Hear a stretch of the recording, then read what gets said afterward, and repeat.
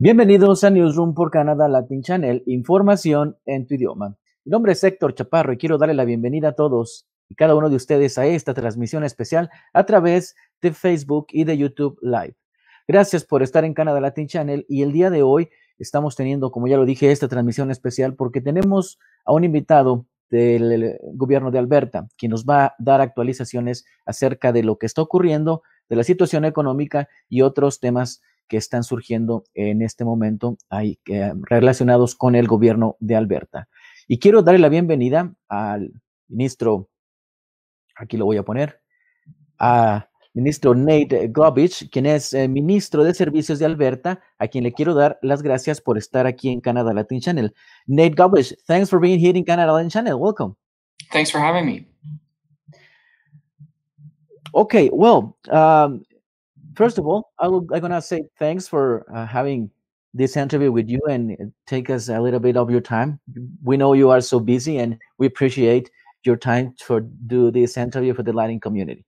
Oh, thank you. I'm happy to be here. Anyway, Minister, Alberta right now it's open, and I think it's not open at all, right? Because this pandemic still here in Alberta, but the economic stuff it's getting better and better and better and open. Talk to us about what is the situation of Alberta right now in the economic aspect.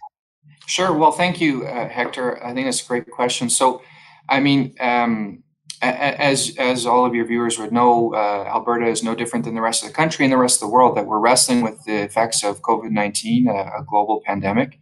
I'm really pleased to be a part of a government that has been putting Alberta in a position where it's leading the country in our response to the pandemic on a medical side, in terms of protecting Albertans from the spread of COVID-19. We've also been leading the country in our financial response to support Albertans and Alberta businesses. On a per capita basis, I believe we've committed the largest amount of supports during the crisis.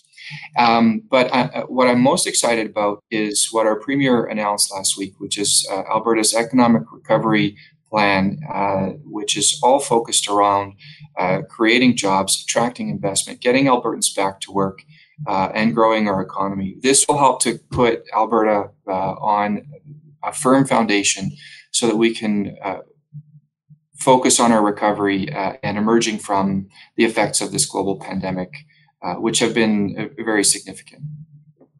Minister, Alberta was one of the first provinces who opened the economy because as a pandemic, this pandemic just screwed up in the Canada economy. What does it mean for Albertans and for the government and for the Premier Kenney? He's all the time he's putting the finger and he's saying we need to have a good economy. And how important it is to open the economy right now for the Alberta? Well, some good questions there. So certainly it is important that we reopen the economy. It's important we get Albertans back to work.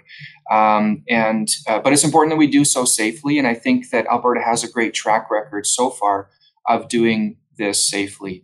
And that is why we have led the country in slowing the spread of COVID-19, while also having had the least severe restrictions on Albertans and the Alberta businesses and the Alberta economy, and the measures we have taken recently to accelerate our relaunch in the past several weeks have continued to put us at the forefront on the national stage of getting our citizens back to work and helping our businesses to get back onto a path to recovery. Of course, we need to do so safely. One of the ways that we do that safely is we've invested significantly in our testing capacity.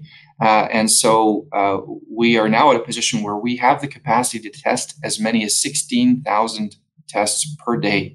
And it's important that we do this so that way we know with a high degree of certainty who has COVID and who doesn't. And that way we can be more specific in how we manage quarantine measures. And we identify who are the folks that maybe just have a common cold and don't need to have as strict of a quarantine. This allows us to be a faster moving economy and getting folks back to work, but ensuring they have the confidence to do so safely. So, Minister, how good or how bad are Albertans to doing right now the social distancing and keep all the rules the government put to avoid the COVID-19 spread? I mean, because we know if the people will be worst or bad at this point, probably will be back at the first stage. So that's my question. How bad or how good the Albertans are doing it right now? Well, I think so far the numbers show that Albertans have been doing a great job of being responsible and taking the advice of our Chief Medical Officer, Dr. Hinshaw, seriously, and applying that in their daily lives to protect themselves and their families and those around them. And that is why Alberta is in such a strong position today relative to other jurisdictions across Canada and around the world. And which is why we've been able to accelerate our relaunch, and also which is why we're in a position like we are today, with the Premier having recently announced our economic recovery plan. And maybe if it's okay with you, I'd like to just highlight a couple of things we're doing with that economic recovery plan to give your viewers some sense of what they can expect from Alberta and why Albertans especially can have some hope to look to for the future here. So first of all, you may remember from our election campaign a year ago, we promised to bring in the job creation tax cut, which would reduce the corporate tax rate from 12% to 8% over 4 years. And what we have done as part of this economic recovery plan is we've made it very clear that we're going to accelerate that, and we're immediately going to the 8% level.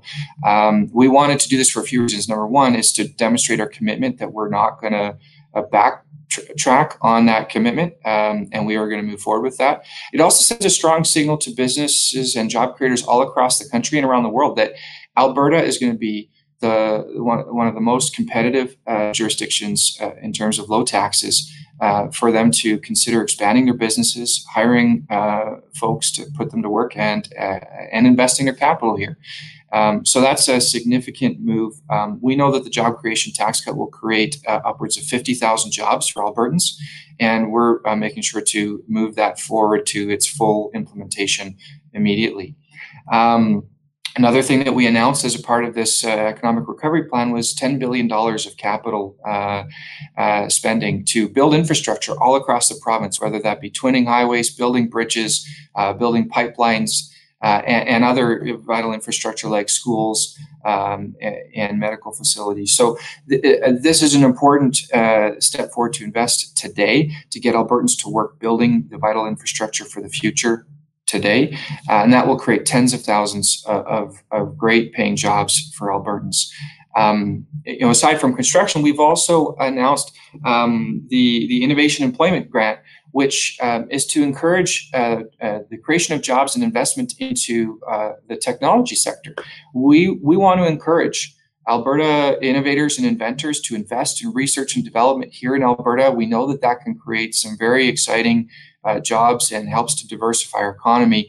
And this innovation employment grant is going to make Alberta one of the most competitive jurisdictions in the country for emerging technology companies to expand their operations and to grow. So these are just a few of the things that are part of the economic recovery plan that our Premier announced last week, and I'm really excited about it. And again, it's a great example of how Alberta is once again leading the country. How bad was the COVID impact to the Alberta economy? I mean, for at least a month, people was stopped working. The economy was stopped.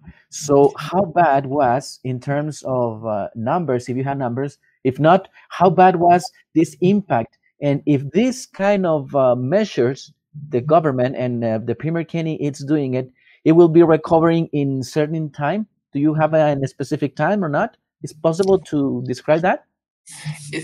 That's a great question. So I think all Albertans will understand that because of the significant global impacts of COVID-19 on the global economy, taken together and compounded with the global oil price war that happened at the same time, which shot the oil and gas prices way down, that those effects are going to have a significant impact, not just on Alberta jobs, but also on the Alberta government's financial picture.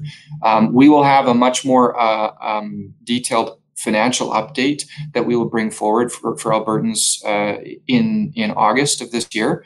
We're working very hard to make sure that we have that financial picture updated to reflect all of the impacts that we have seen to date, and also to reflect the expected impacts of the economic recovery plan that we have announced just recently here. But let me just assure all Albertans, yes, it is true that our deficit will have gone up. I think everyone understands and expects that. That's common sense given the challenges that we face.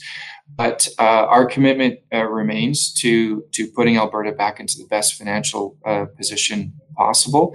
We're focused right now on stabilizing the economy, getting Albertans back to work, getting businesses back to a strong position so that they can grow and invest for the future. The best way we can get Alberta on firm financial footing is to grow the economy. That's what this economic recovery plan is all about. Minister, you have another kind of bill. The bill right now is it's to protect to Albertans by ensure the convicted sex offenders cannot change their legally names. Talk to us about this bill. How important is this to push to put that bill in the table? Sure. Well, thank you, Hector. No, I mean, it is so important. I recently learned that in Alberta, we had a loophole in our legislation that would allow convicted sex offenders to legally change their names so that they can hide from their past and hide in our communities. This is unacceptable, and which is why I've been working so hard with my department to close that loophole and to bring forward legislation to fix this problem. So we have tabled a bill. I brought it forward a couple of weeks ago, and we're working hard to get it passed. This bill would essentially ensure that no convicted sex offender in Alberta would ever be allowed to change their name in this province. This is all about protecting Alberta families. It's about keeping our communities safe. And if survivors of sexual violence have to live with the effects of that trauma for the rest of their lives, it is only common sense that their offenders should have to live under their names for the rest of their lives. Excellent. It's a good initiative to change this, because a lot of sex offenders, they hide behind of the changing names. So it's really bad, right? Because they can just doing it the same way and again and again and again. Good for you, and hopefully this will be doing. I mean, the final decision will be positive. And thanks for that, Minister. So before we leave, a message you can share with the Latin community, with the people. What is exactly the message you have with the Premier Kenny, and your final thoughts and answers and for the Latin community? Sure. Well, thanks, Hector. So I'll just briefly wrap up here by saying, thank you to all Albertans who've worked so hard to adhere to the Chief Medical Officer's guidelines throughout the COVID-19 pandemic to keep themselves and their families and their friends safe. And thank you to all the Albertans and Alberta businesses who've been working so hard to navigate these trying times, to put our province in the best position possible to emerge from this crisis. Rest assured that we are working day and night to ensure that we put Alberta in the best position possible to grow the economy, attract investment, create jobs, and get Albertans back to work, so that we can lead the country and be among the leaders in the world in emerging from this global pandemic and crisis. That's my commitment to you. We're working hard to keep you safe and to get you back to work. Excellent. Minister, I want to say thanks for being here. Appreciate you here, and you gave us a little small of your time. I know you're busy and you have a lot of things to do, and I appreciate that time you have to talk with the community about this recovery economy and the bill. It's on the table right now. Thanks a lot. Thank you, Hector. Thanks for having me. It was my pleasure. Thank you. You have a good day. Thanks, you too. Thank you. Bueno, él fue el ministro de Servicios de Alberta, Nate Glubish, quien estuvo con nosotros platicando acerca de esta recuperación económica que la provincia de Alberta pues ha estado teniendo, y según nos decía, pues los albertanos están haciendo un buen trabajo están haciendo su parte para poder pues ver que la economía de Alberta se está recuperando de una manera significativa. Gracias a todos ustedes por estar pendientes y por estar acompañándonos en esta transmisión especial a través de Canada Latin Channel. El ministro de Servicios, Nate Glubish, estuvo con nosotros y quiero invitarte a que te unas a nuestras redes sociales, Facebook, Twitter, Instagram, YouTube, nuestra página web, no lo olvides, www.canadalatinchannel.com. Te recuerdo que esto es Canada Latin Channel y obviamente Canada Latin Channel es información en tu idioma. Hasta entonces.